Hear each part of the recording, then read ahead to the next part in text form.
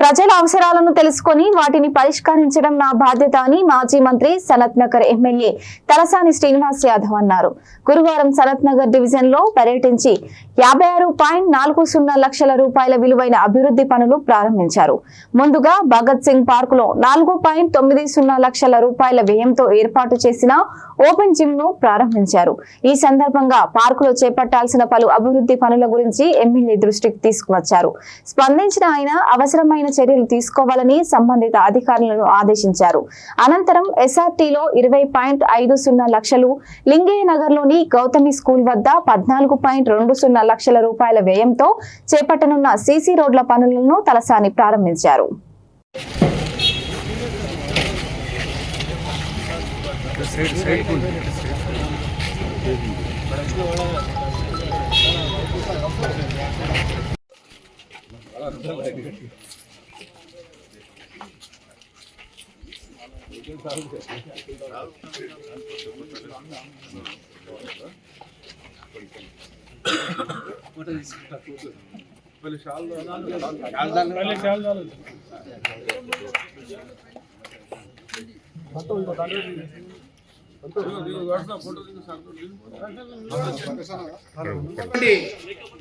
సనత్ నగర్ శాసనసభ్యులు శ్రీయుతులు తలసాని శ్రీనివాస్ యాదవ్ గారికి మనస్ఫూర్తిగా స్వాగతం పలుకుతున్నాము.